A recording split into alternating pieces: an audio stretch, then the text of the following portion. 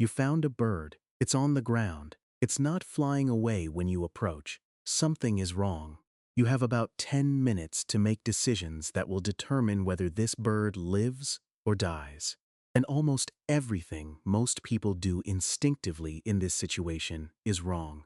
Not because they don't care, because nobody ever told them what to actually do. Today I'm telling you, this is the complete guide to what to do when you find an injured or distressed bird.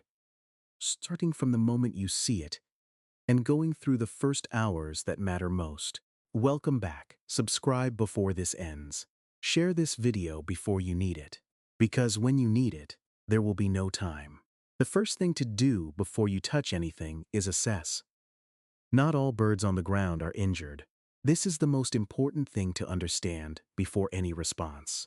A fledgling, a young bird that has recently left the nest, is supposed to be on the ground. Fledglings are fully feathered but have short tails and may move awkwardly. They are in the process of learning to fly. Their parents are almost certainly nearby, watching, and continuing to feed them. A fledgling on the ground that is bright-eyed, alert, and moves away from your approach is almost certainly fine.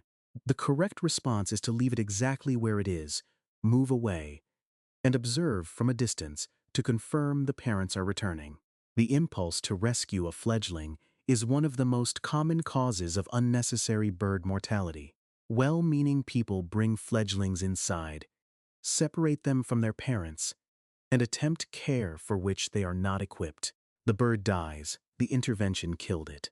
If the fledgling is in immediate danger, a cat nearby, a road, an unavoidable hazard, it can be moved to a nearby bush or elevated surface within a few feet of where it was found. Do not move it far. The parents are orienting to a location. A nestling, a very young bird with no feathers or incomplete feathers. On the ground is a different situation.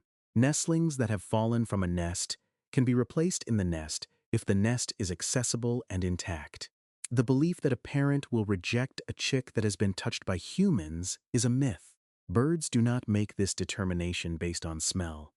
They determine nest location visually. A nestling replaced in the nest will be cared for. A bird that is injured, that cannot fly due to visible wing droop, that has obvious wounds, that is unresponsive or minimally responsive to approach, needs intervention. Here is what the first 10 minutes look like. Do not attempt to give the bird water or food. This is the instinct almost everyone acts on, and it causes significant harm. A bird in shock, which is the state most injured birds are in, cannot safely swallow. Liquids go into the lungs, not the stomach. Aspiration of water is a common cause of death in birds that would otherwise have been treatable. Do not give water, do not give food. Not yet. Contain the bird. Get a cardboard box with a lid, not a clear container, not a wire cage, not your hands for longer than necessary. A dark enclosed space reduces the bird's stress response dramatically. A stressed bird uses energy it cannot afford to spare. Darkness calms the nervous system response. Put a small, folded cloth or paper towel in the bottom of the box. Not fluffy towels, not loose material that can wrap around feet or legs. A flat, folded cloth that provides grip. Do not line the box with anything slippery. Put the bird in the box. Close the lid. Put the box in a warm, quiet place, not in direct sunlight, not near a vent, not in a room with loud sounds or activity.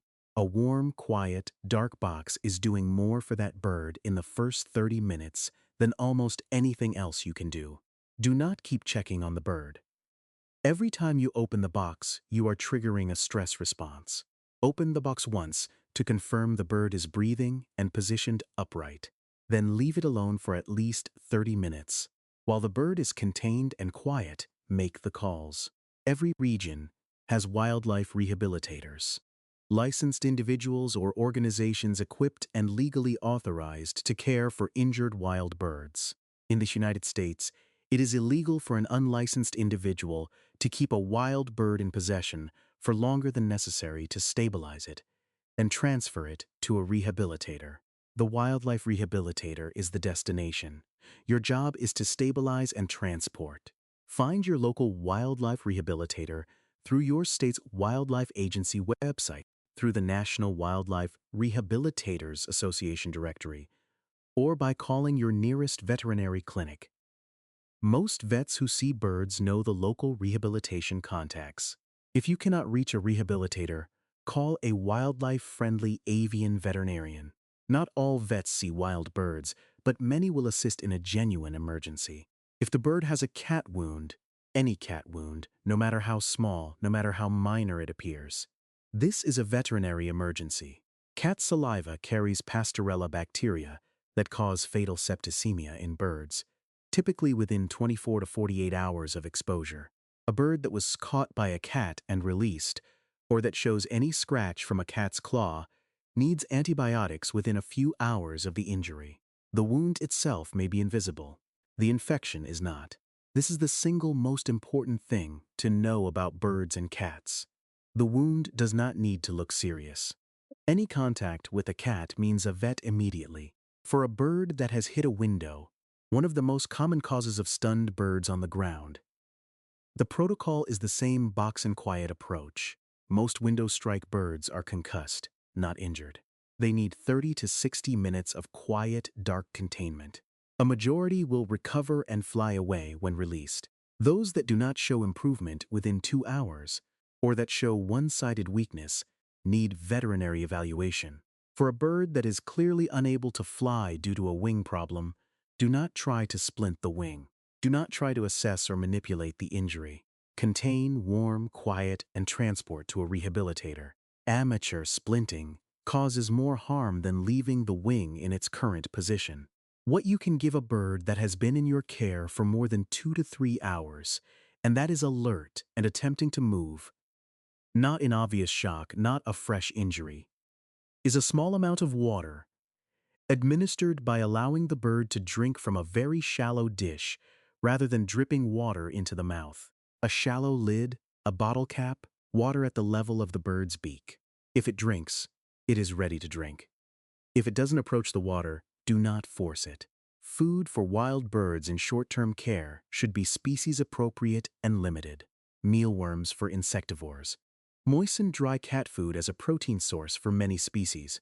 Fruit for frugivores. Seed for seed eaters. Small amounts. Nothing that requires extended digestion. The goal is not full nutrition. The goal is maintaining the bird through the hours until it reaches the rehabilitator. There is one more thing I want to say. The feeling you have when you find an injured bird, the urgency, the caring, the desire to do everything possible, is exactly right. It is the correct response to what you are seeing. Channel that feeling into doing the right things. Not the instinctive things, which are often wrong. The specific, practical things that give the bird the best possible outcome. Know where your local rehabilitator is before you need them. Save the number in your phone today. Share this video with people who spend time outside because they are the ones most likely to be in this situation. The bird you find may not make it. Some injuries are not survivable, but the ones that can make it, the window strikes and the cat catches and the fledglings found in dangerous places, deserve every right decision in those first 10 minutes. You now know what those decisions are. Drop a comment. Have you ever found an injured bird? What happened? Subscribe, new video every 2-3 days. See you in the next one.